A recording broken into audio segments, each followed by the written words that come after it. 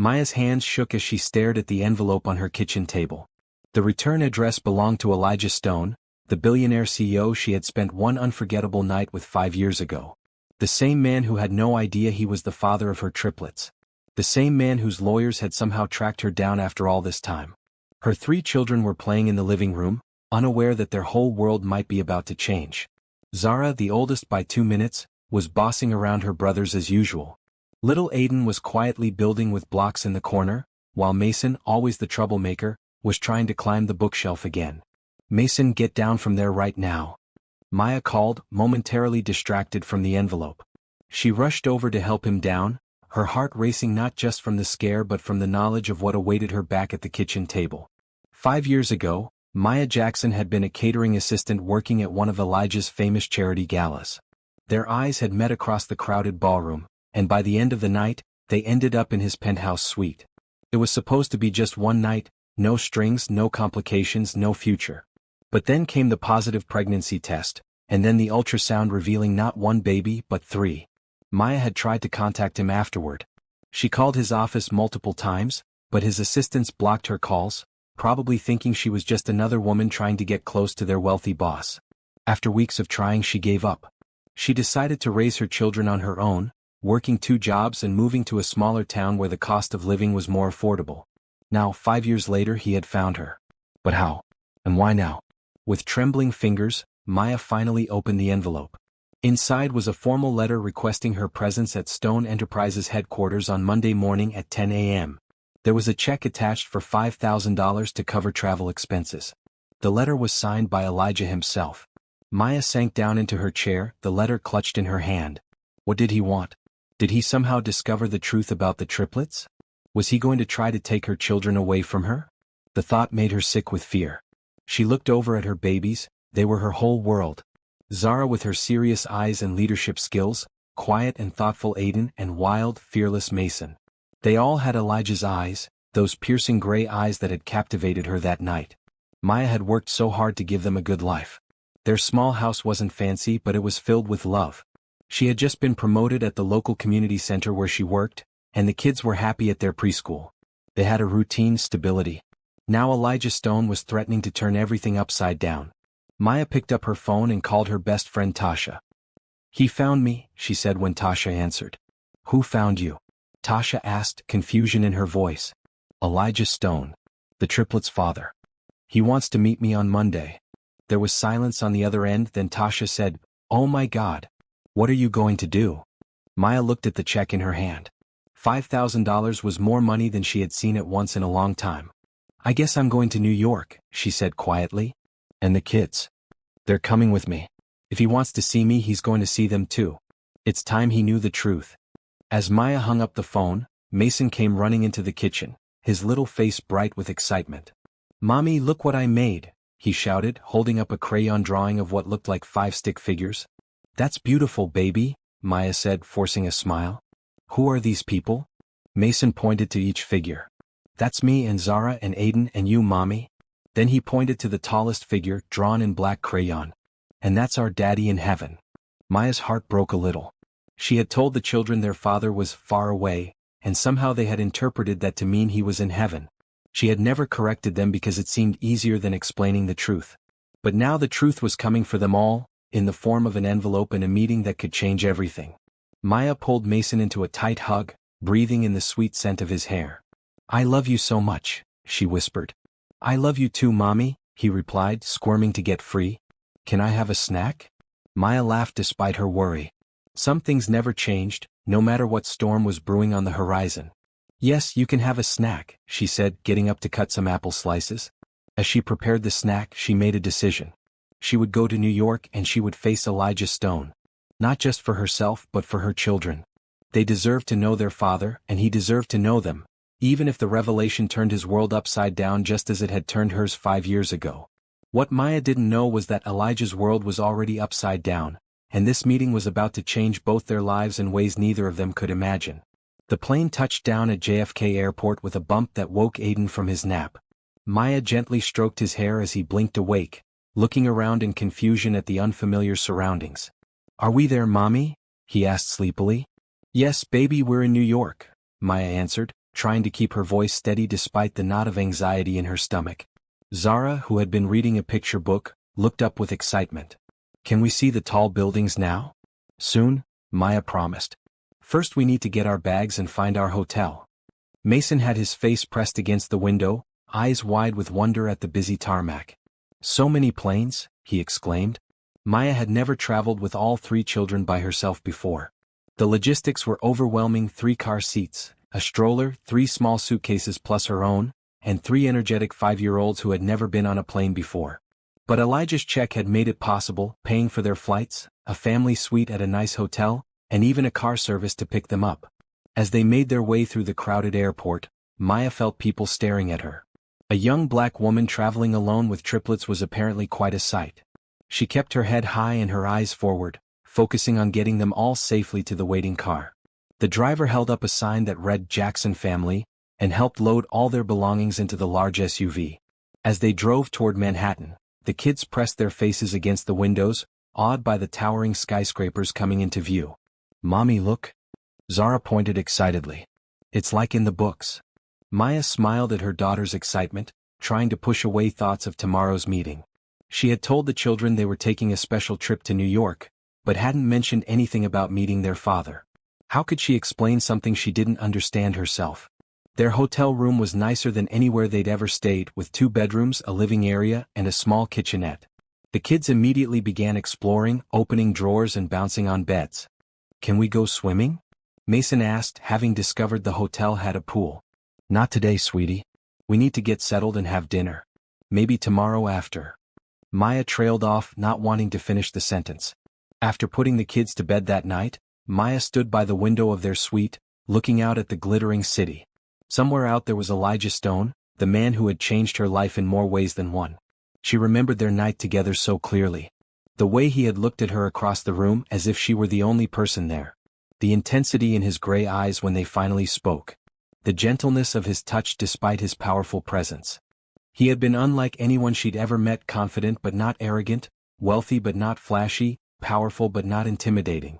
Until the next morning, when he had transformed back into the untouchable billionaire, politely but firmly showing her out of his life with a kiss on the cheek and a "I'll call you."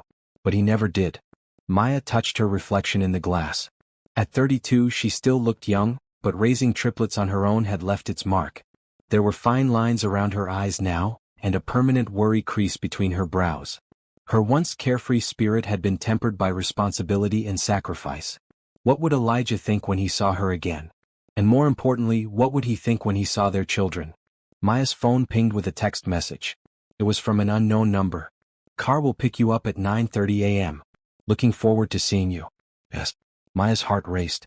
So he was personally involved in this meeting. This wasn't just some legal formality being handled by his staff. She replied with a simple, "We'll be ready." Then she turned off the lights and tried to sleep, though her mind kept racing with possibilities. By morning, Elijah Stone would know he was a father. By tomorrow night, her children would know they had a father who was very much alive and not in heaven. Everything was about to change, and Maya wasn't sure if she was ready. The Stone Enterprises building dominated the Manhattan skyline, a towering structure of glass and steel that reflected the morning sun. Maya stood on the sidewalk, holding hands with Zara and Aiden while Mason clung to her leg, suddenly shy in the face of the imposing building. "Is this where the rich man lives, Mommy?" Zara asked, her head tilted all the way back to see the top of the skyscraper. Maya swallowed hard. "This is where he works, sweetie. Remember what I told you? We're going to meet someone very important today." She had tried to prepare them during breakfast, explaining in simple terms that they were going to meet their father. The children had responded with confusion and curiosity. "But isn't our daddy in heaven?" Mason had asked, his forehead wrinkled in confusion. "No, baby. Your daddy has been away. He didn't know about you before, but now he wants to meet you." "Why didn't he know about us?" Zara had demanded, always the one to ask the hard questions. "It's complicated, sweetie," Maya had answered, not knowing how to explain a one-night stand to 5-year-olds. "Sometimes grown-ups make mistakes. But him not knowing you was my mistake, not his." Now, as they entered the gleaming lobby with its marble floors and modern art, Maya wondered if bringing the children had been a mistake. Maybe she should have met with Elijah alone first, prepared him for the shock. But deep down she knew this was the right way. If he was going to be part of their lives, he needed to see them together as the family they were. The receptionist looked up as they approached, her eyes widening slightly at the sight of the triplets. "May I help you?" she asked. "I'm Maya Jackson. I have a 10 a.m. appointment with Mr. Stone." The woman's expression changed to one of recognition. "Yes, Ms. Jackson. Mr. Stone is expecting you. Please follow me." They were led to a private elevator that whisked them up to the top floor. The children were quiet, sensing their mother's tension. Even Mason, usually bursting with energy, held tightly to Maya's hand. The elevator opened directly into a spacious waiting area. A tall, elegant woman who introduced herself as Mr. Stone's executive assistant greeted them. "Mr. Stone is finishing up a call. He'll be with you shortly. Can I get you anything? Water? Juice for the children?" Maya declined, her stomach too knotted to consider drinking anything. The assistant's eyes kept darting to the triplets, who were now sitting quietly on a sleek leather sofa, their legs dangling. "They're very well behaved," the woman commented. "Thank you," Maya replied. "They understand this is an important meeting." A few minutes later, a door opened and there he was. Elijah Stone looked even more handsome than Maya remembered. His dark skin gleamed under the office lights, and his custom suit fit his athletic frame perfectly. His closely cropped hair was still the same, though there might have been a touch of gray at the temples that hadn't been there 5 years ago. But it was his eyes that stopped Maya's breath, those intense gray eyes that all 3 of her children had inherited. Elijah froze in the doorway, his gaze moving from Maya to the 3 small children sitting on his sofa.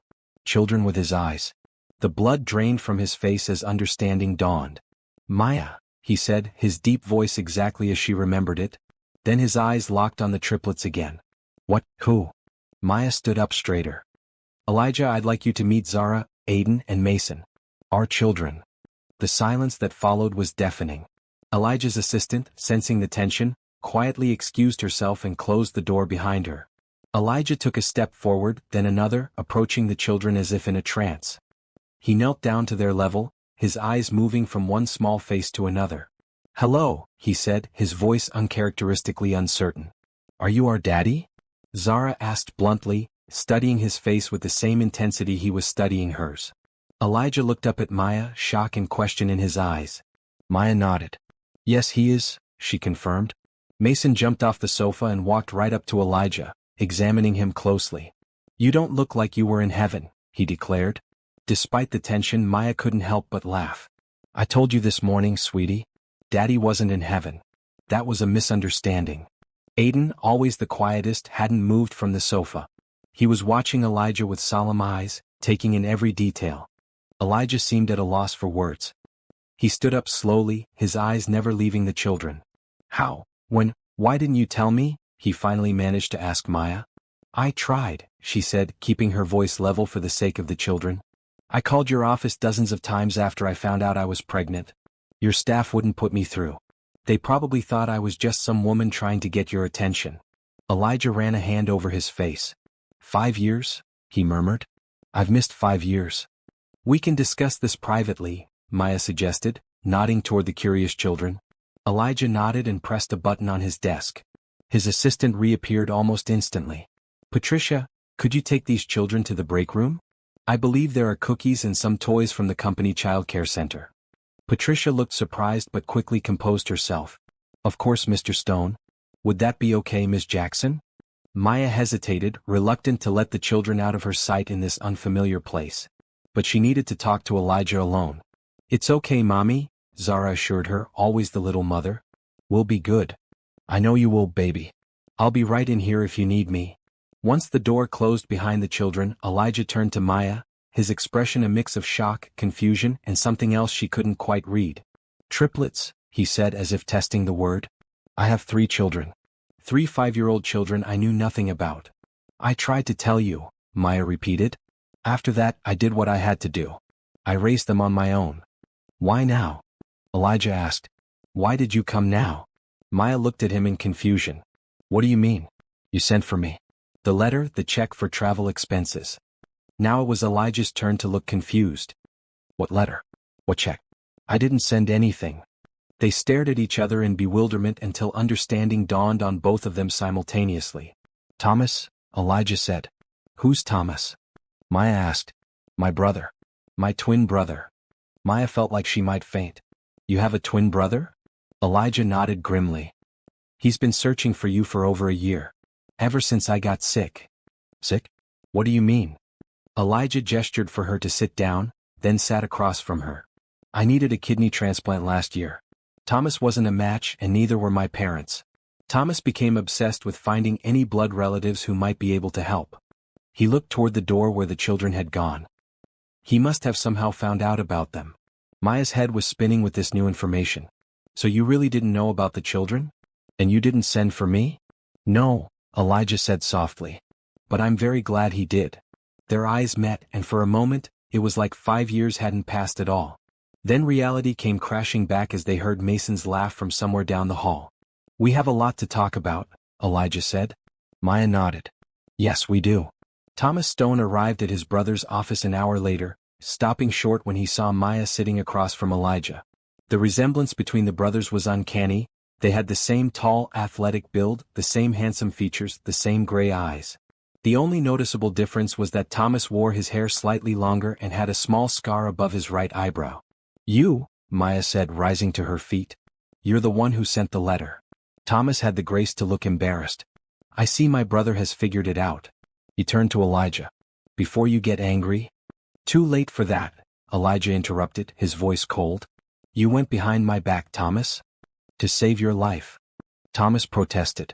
The doctor said you need a kidney from a close blood relative. Mom and Dad and I weren't matches. I had to find another way. So you tracked down a woman I spent one night with 5 years ago? Thomas looked at Maya. I hired a private investigator. When he found Ms. Jackson, he also discovered she had triplets. The timing matched up. He shrugged. I took a chance. A chance that changed all our lives, Maya said quietly. The tension in the room was thick enough to cut with a knife. Maya looked between the two brothers, wondering how it was possible that she had spent the most passionate night of her life with one of them, had 3 children whose father was the other one, and yet until today she had no idea there were 2 of them. Where are they? Thomas asked, looking around as if expecting to see the children hiding somewhere. In the break room with Patricia, Elijah answered. And you're not meeting them until we sort this out. Just then the door burst open and Mason ran in, followed by a flustered Patricia and his siblings. I'm sorry, Mr. Stone, Patricia said breathlessly. He's very quick. Mason stopped in his tracks when he saw the 2 identical men. His eyes went wide and he looked back and forth between them in confusion. 2 daddies? He asked. Zara and Aiden entered more slowly, both stopping to stare at the identical men. No, buddy, Elijah said gently, kneeling down to Mason's level. I'm your daddy. This is your Uncle Thomas. You look the same, Zara observed, studying them both carefully. That's because we're twins, Thomas explained, his voice softening as he addressed the children. Like how you 3 look alike because you're triplets.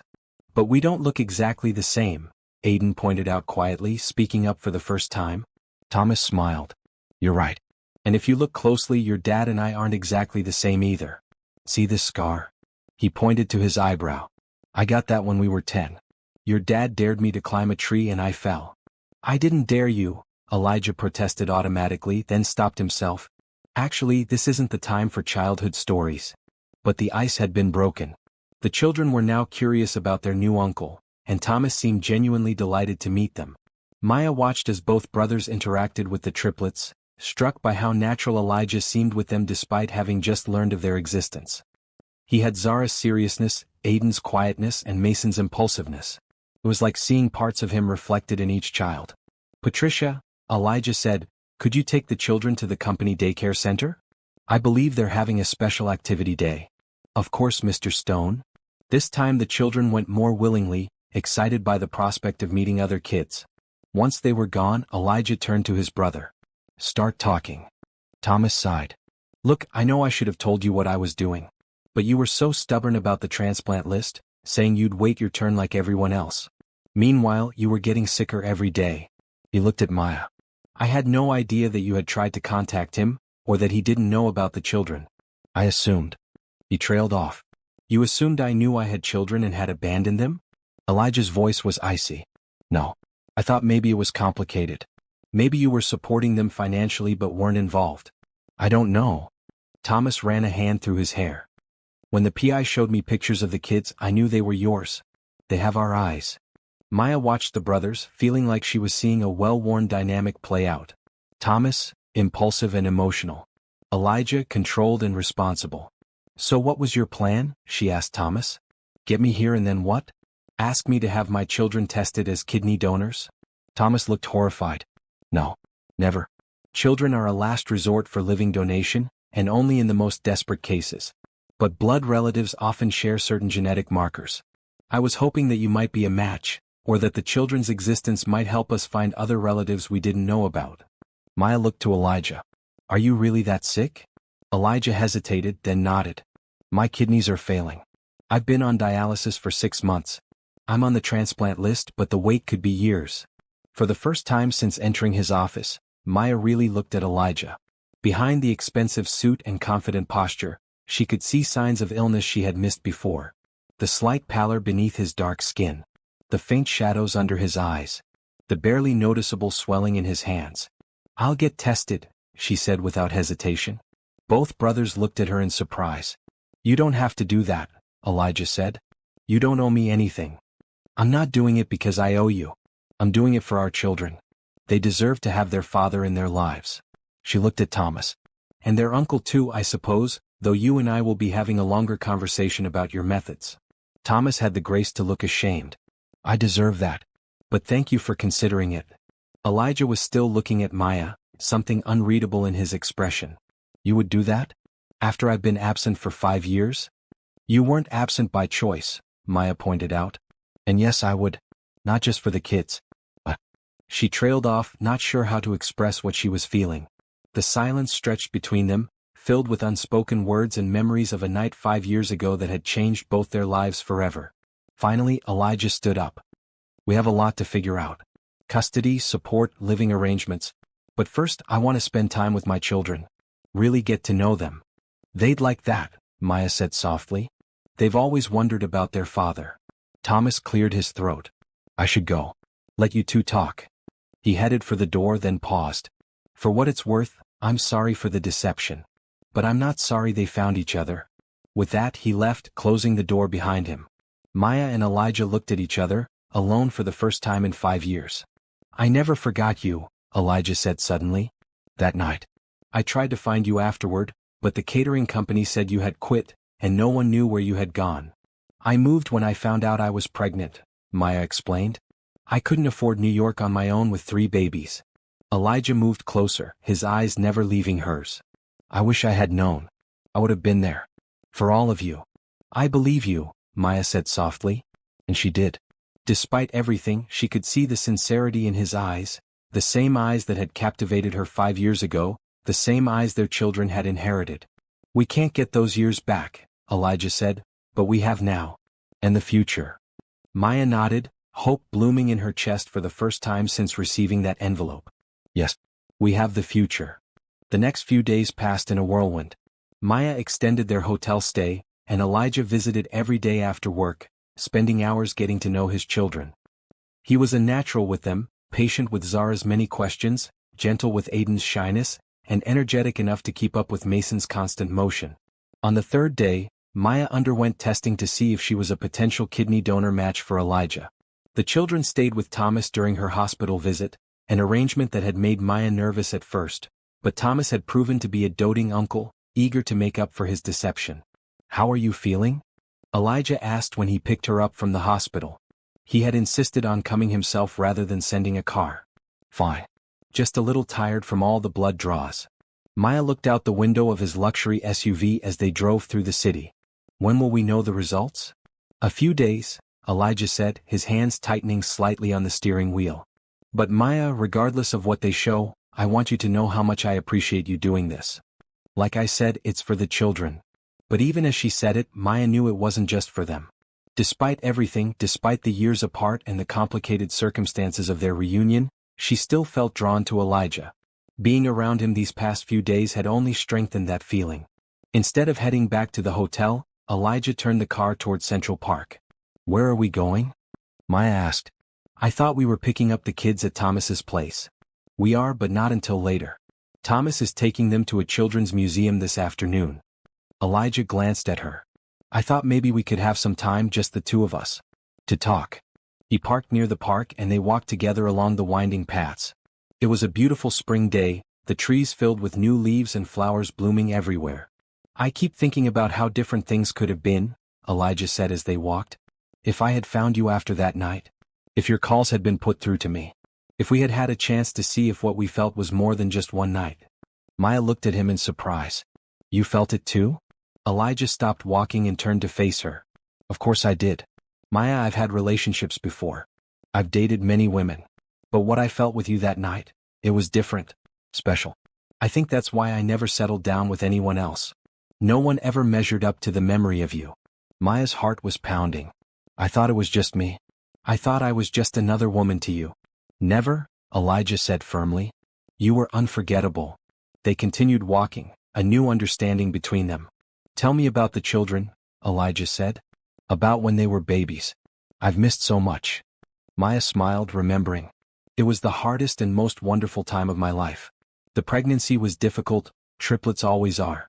I was on bed rest for the last 2 months." "You went through that alone," Elijah said, his voice heavy with regret. "I had help. My mom came to stay with me until the babies were 6 months old. Then I had a neighbor who watched them while I worked. But yes, it was hard."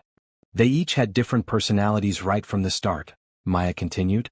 "Zara was always in charge, even as a tiny baby. She would cry when her brothers needed something, almost like she was alerting me. Aiden was the easiest, so calm and watchful. And Mason." She laughed. "Mason has never stopped moving since the day he was born." Elijah smiled, absorbing every detail. "They're amazing. You've done an incredible job raising them." "Thank you," Maya said softly. "That means a lot." They found a bench overlooking a small pond and sat down.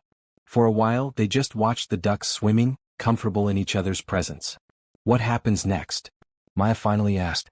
"After we go back home?" Elijah turned to her. "Is that what you want? To go back?" Maya sighed. "Our life is there. My job, the kids' school, our house." "What if you could have a life here?" Elijah asked. "All of you?" Maya's heart skipped a beat. "What are you saying?" "I'm saying I want to be part of my children's lives. Every day, not just on visits or holidays. I'm saying I want a chance to know you better, to see if what we felt that night could grow into something real and lasting." "Elijah." "I know it's fast," he interrupted. "I know we have a lot to learn about each other. But these past few days watching you with our children, talking with you, it feels right, Maya. It feels like finding something I didn't even know I was missing." Maya looked into his eyes, those gray eyes that had haunted her dreams for 5 years. "It's not that simple. You're a billionaire CEO. I'm a community center program coordinator from a small town. Our worlds are completely different. But we made 3 beautiful children together," Elijah pointed out. "How different can we really be where it counts?" A duck waddled up to them looking for bread, and they both laughed as it quacked demandingly. "I'm not saying move in with me tomorrow," Elijah clarified. "I'm saying give us a chance. Stay in New York a little longer. Let me help you find a place. Let me spend more time with the kids.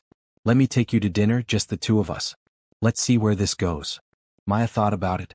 About her small house back home, about her job that paid just enough to get by, about the schools in her town that were decent but not great.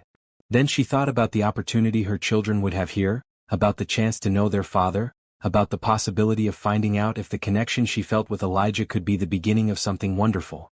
"Okay," she said finally. "We'll stay. For a while. But no promises beyond that." Elijah's smile was like the sun coming out. "That's all I'm asking for. A chance." He took her hand in his, and they sat together in comfortable silence, watching the ducks on the pond and thinking about possibilities neither had imagined just a week ago. The call came on a Tuesday morning, a week after Maya's tests. She was in the kitchen of the temporary apartment Elijah had arranged for them, making breakfast for the kids, when her phone rang. "Miss Jackson? This is Dr. Patel from Mount Sinai Hospital. I have your test results." Maya's heart raced as she stepped into the living room for privacy. "Yes, doctor. Am I a match?" There was a pause, then, "I'm afraid not, Ms. Jackson. Your blood type is compatible, but there are other markers that don't align." "I'm sorry." Maya felt a wave of disappointment. "I understand. Thank you for letting me know." She hung up and sat down heavily on the sofa. The children were happily eating their breakfast, unaware of the weight of the news she had just received. How was she going to tell Elijah? As if summoned by her thoughts, her phone rang again. It was him. "You heard?" she asked without preamble. Yes, Elijah confirmed, his voice steady. Dr. Patel called me right after he spoke with you. I'm so sorry, Elijah. Don't be, he said firmly. The fact that you were willing to try means everything to me.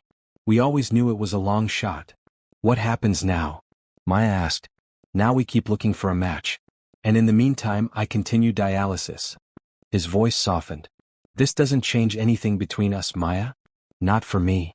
I know, she said, but worry not at her. Elijah was sick, sicker than he let on most days. What if they ran out of time? I need to finish getting the kids ready for their tour of the school, Maya said, trying to keep her voice normal. Elijah had arranged for the triplets to visit an excellent private school, one that had miraculously had 3 spots open for the next term. I'll pick you all up afterward, Elijah promised. I want to hear all about it.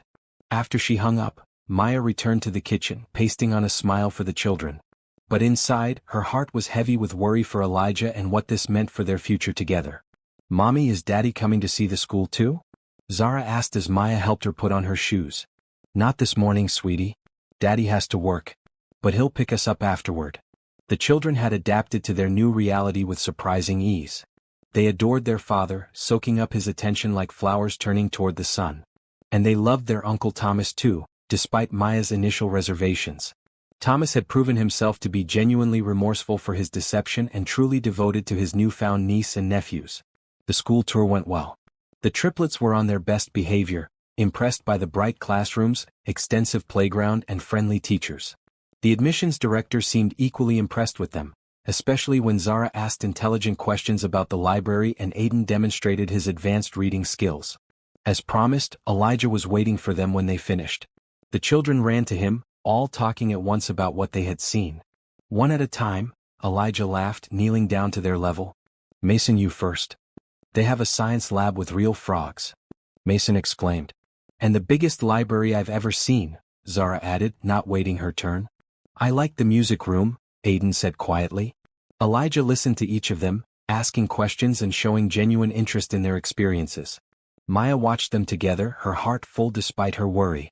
In just a few weeks, they had become a family in a way she had never dared to hope for. Later that night, after the children were asleep, Elijah and Maya sat on the balcony of the apartment, sharing a bottle of wine.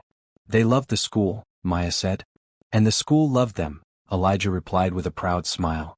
The admissions director called me afterward. They're in if we want the spots. Maya took a sip of her wine, considering. It's a wonderful opportunity for them. But it would mean staying in New York permanently. Is that such a bad thing? Elijah asked softly. No, Maya admitted. It's just a big change. They were silent for a moment, looking out at the city lights. I've been thinking, Elijah said finally. About us.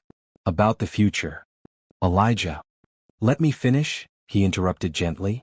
I know it's fast. I know we're still getting to know each other again. But these past few weeks have shown me what I want, Maya. I want us to be a real family. Maya's heart skipped a beat. What are you saying? I'm saying I'm falling in love with you. Maybe I never stopped loving you after that night 5 years ago. And I'm saying I want us to build a life together if you'll give me the chance. Maya looked into his eyes, those familiar gray eyes that now looked back at her from her children's faces every day. I'm scared, she admitted. Not just of how fast this is happening but of losing you. You're sick, Elijah. What if? I'm not going anywhere, Elijah said firmly, taking her hand. We'll find a donor. And even if we don't right away, I can live with dialysis for years if necessary.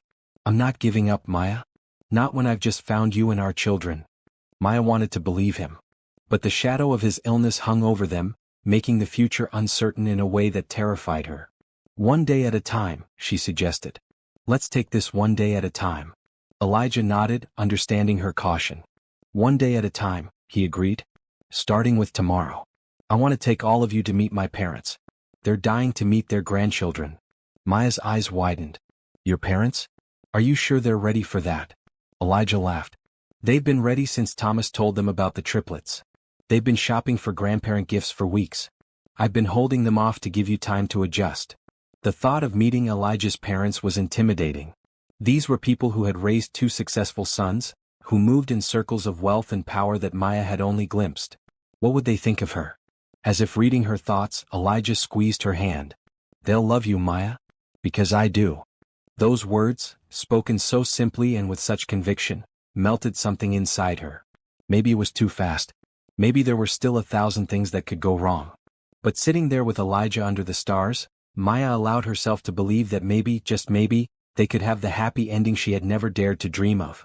The Stone family estate was located in the wealthy enclave of Bedford, a little over an hour's drive from the city. As Elijah's car pulled through the ornate gates and up the long driveway, Maya felt her anxiety rising. "You didn't tell me your parents lived in a mansion," she whispered to Elijah. He glanced at her, his expression apologetic. "It's just a house." "A house with its own gatehouse," Maya pointed out. In the back seat, the children were pressing their faces against the windows, awed by the sprawling grounds and the imposing stone house at the end of the drive. "Is this a castle?" Mason asked excitedly. "No, buddy, it's your grandparents' house," Elijah explained. Maya smoothed her dress nervously. She had agonized over what to wear, finally settling on a simple but elegant blue sundress. The children were dressed in their best clothes, something Elijah had insisted wasn't necessary, but Maya had been adamant about making a good first impression.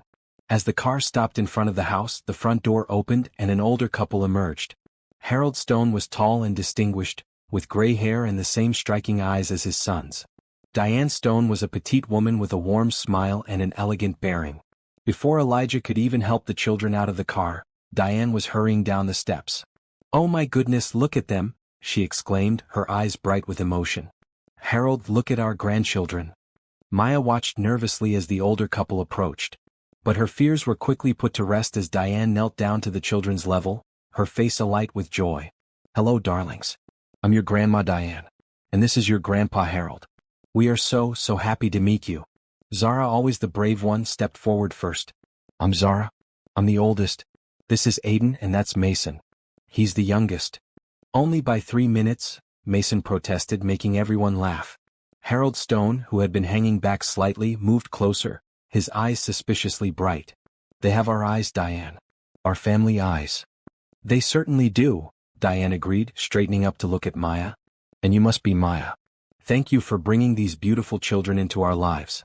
Before Maya could respond, she found herself enveloped in a warm hug. Over Diane's shoulder, she saw Harold extend his hand to her. "Welcome to our family, Maya," he said formally, but with genuine warmth in his voice. The tension Maya had been carrying melted away. These weren't the cold, judgmental aristocrats she had feared. They were simply grandparents eager to know their grandchildren. The day passed in a blur of activity. The children explored the massive garden with its maze and koi pond. They played on the vintage playground equipment that Diane explained had been installed for Elijah and Thomas when they were boys. They were shown family photos and given small gifts that Diane had been collecting since learning of their existence. "I hope it's not too much," Diane said to Maya as they watched the children exploring the playroom. "I've been waiting a long time to be a grandmother." "It's perfect," Maya assured her. "They're having the time of their lives." Diane hesitated, then said, "Elijah told us about his health situation, and about your generous offer to be tested." Maya shook her head. "It wasn't generous. It was necessary. I just wish I had been a match." "You're a remarkable young woman," Diane said. "I can see why our son is so taken with you." Maya blushed. "We're still figuring things out." Diane patted her hand. "Of course you are. But a mother knows. I haven't seen Elijah look at anyone the way he looks at you. Not ever."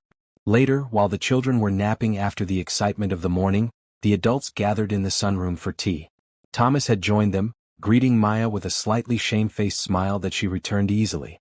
Despite their rocky start, she had grown fond of Elijah's impulsive twin. "Have you thought about what you'll do about school?" Harold asked. Elijah mentioned the triplets visited Parker Academy. "They loved it," Maya admitted. "And the school has offered them places for the fall term." "So you'll be staying in New York?" Diane asked, trying and failing to hide her hopefulness. Maya looked at Elijah, who was watching her with those intense gray eyes. "We're still deciding. It's a big move." "Of course it is," Harold agreed. "But you should know that whatever you decide, we want to be part of your lives. All of you. Even if that means we come to visit you in—" Thomas trailed off, realizing he didn't know where Maya lived. "Millfield," Maya supplied. "It's a small town in Pennsylvania. Even if that means we come to visit you in Millfield," Harold finished. "Though I hope you'll consider staying closer."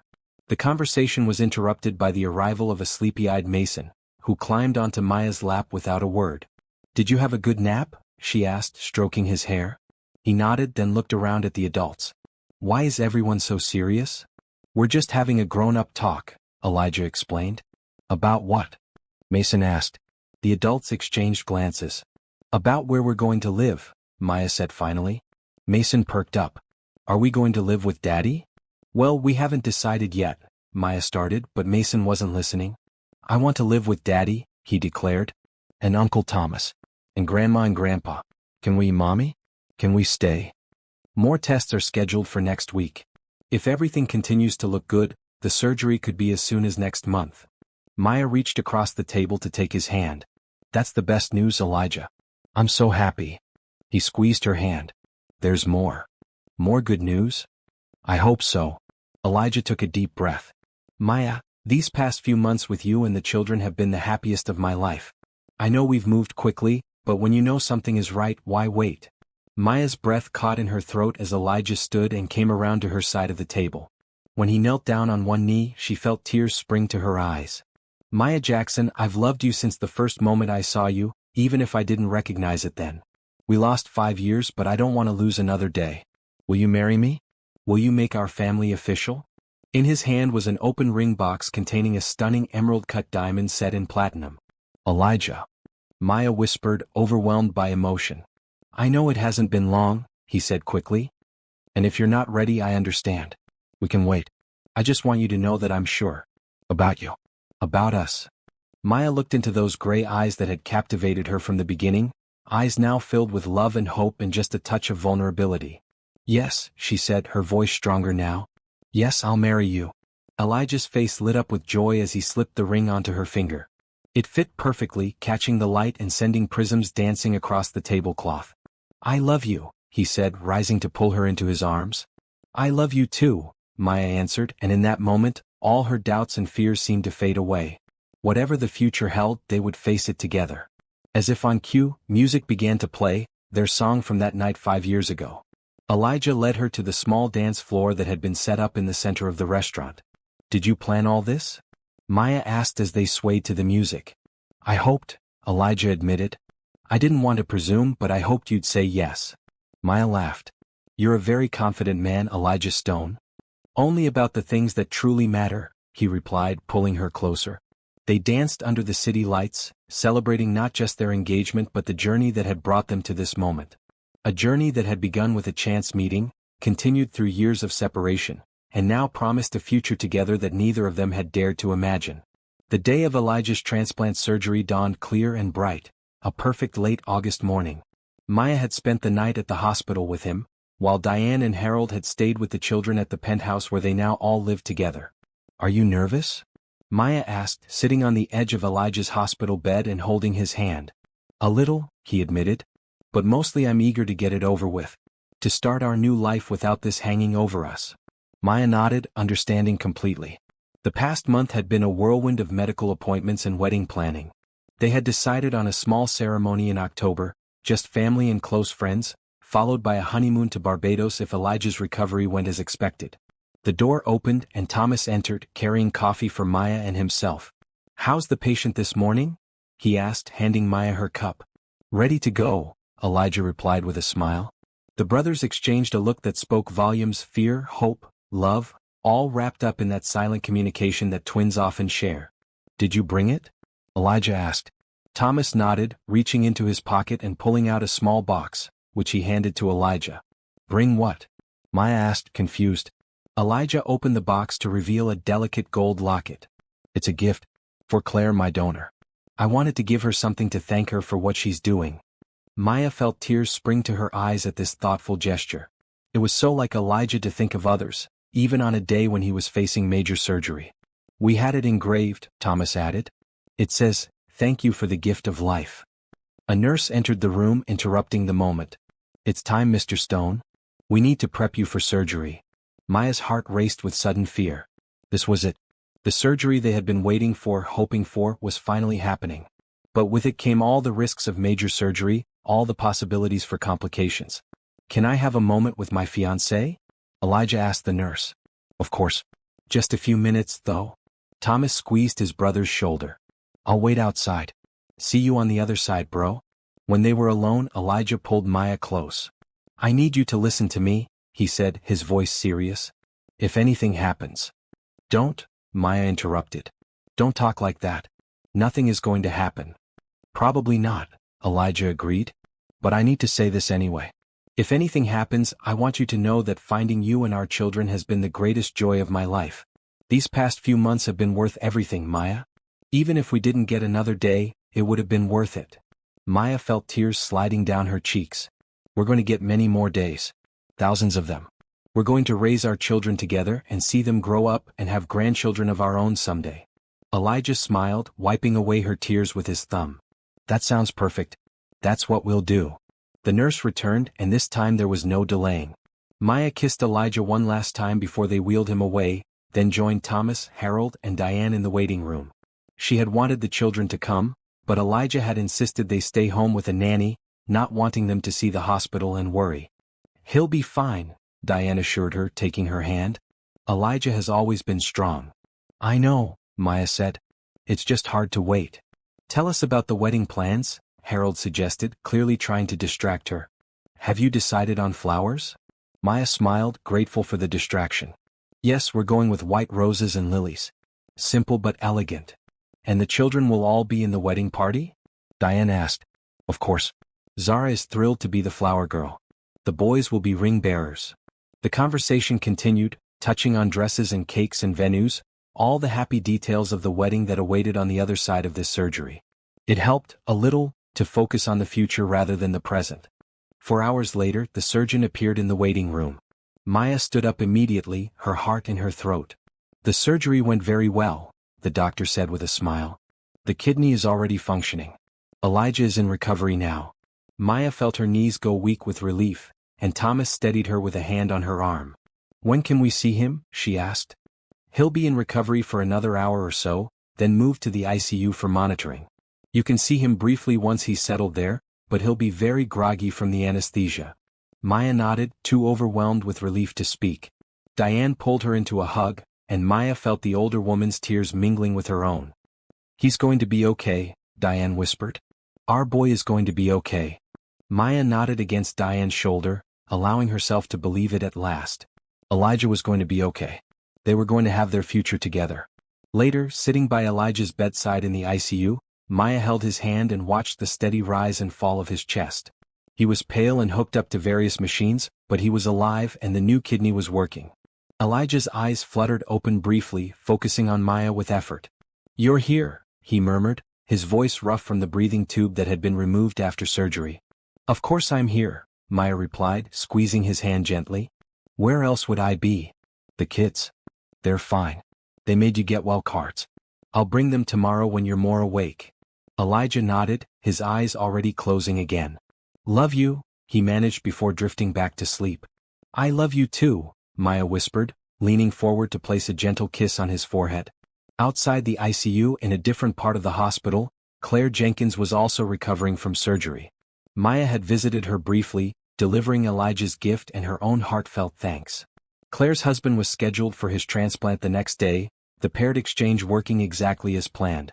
It was a miracle, Maya thought, how strangers could be connected in such profound ways. How a woman they had never met before could give Elijah the gift of a healthy future.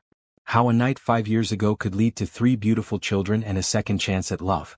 As she watched Elijah sleep, Maya felt a deep sense of peace settle over her. They had come through the storm.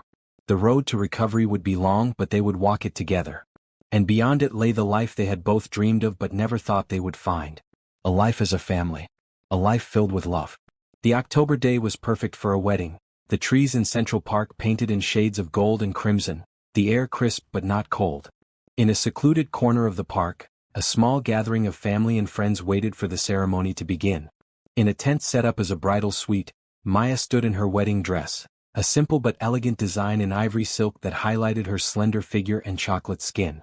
Diane was helping her with the final touches, pinning a few loose curls back into her updo. You look beautiful, my dear, Diane said, stepping back to admire her work. Thank you, Maya replied, smoothing her hands over the dress nervously. How are the children doing? Perfect angels, Diane assured her with a smile. Harold has them under control. Zara is taking her flower girl duties very seriously, making sure the boys don't mess up their suits. Maya laughed, able to picture the scene perfectly. The past 2 months had been a whirlwind of activity. Elijah's recovery from surgery had gone remarkably well. He was still on anti-rejection medications, of course, and would be for the rest of his life, but his color had returned, his energy levels were up, and the shadow of illness that had hung over them had lifted. The children had started at their new school and were thriving, making friends and excelling in their classes. Zara had discovered a talent for mathematics, Aiden was reading at a 3rd grade level, and Mason had surprised everyone by revealing a gift for music. Maya had continued her work at the nonprofit, recently accepting a promotion to program director.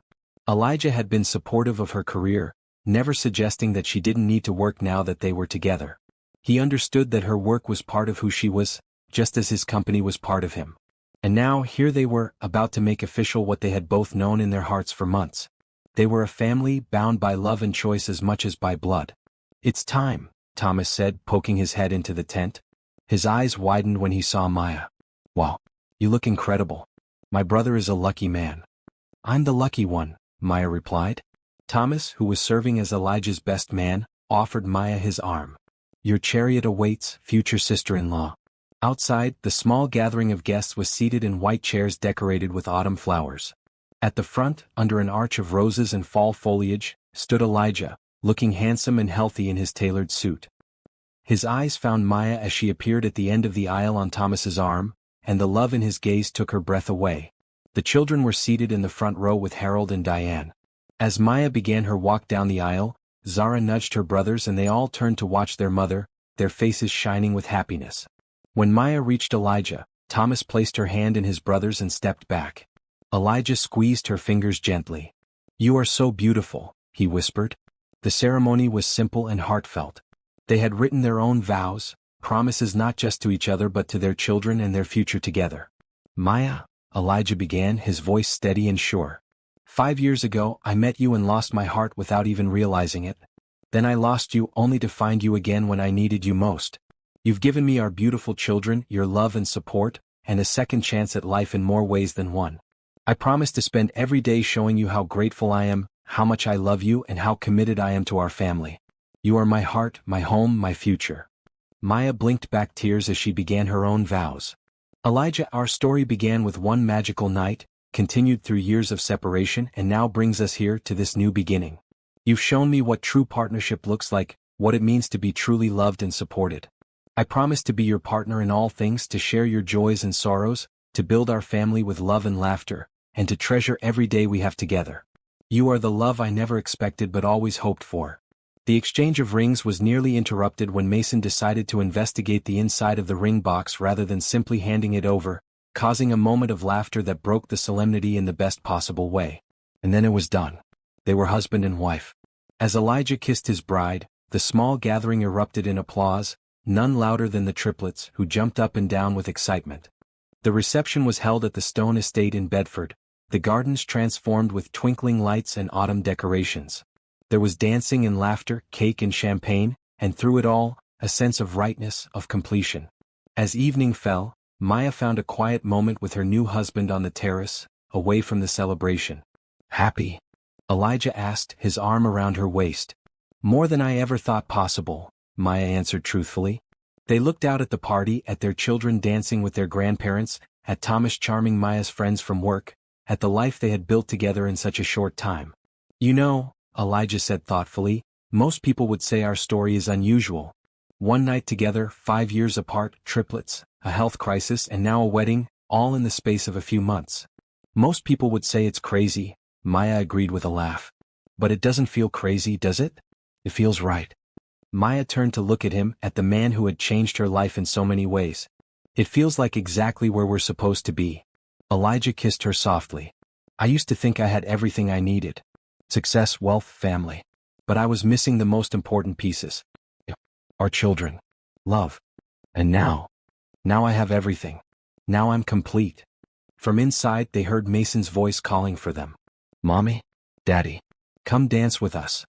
They turned to see their children beckoning from the dance floor, their faces alight with joy. "Duty calls," Elijah said with a smile, offering Maya his hand. She took it without hesitation, and together they returned to the celebration, to their family, to the beginning of their life together. It hadn't been an easy road. There had been challenges and fears, misunderstandings and separations. But standing here now, surrounded by love, Maya knew that every step had been worth it. Every tear, every worry, every moment of uncertainty had led them to this perfect happiness. A happiness that wasn't just for tonight, but for all the days to come. Days of school runs and bedtime stories, of family vacations and quiet evenings at home. Days of watching their children grow, of growing older together, of building the life they had both dreamed of but never thought they would find. As they joined their children on the dance floor, the five of them moving together in a circle of laughter and love, Maya knew that this wasn't an ending. It wasn't even just a beginning. It was everything. It was family. It was love. And it was forever.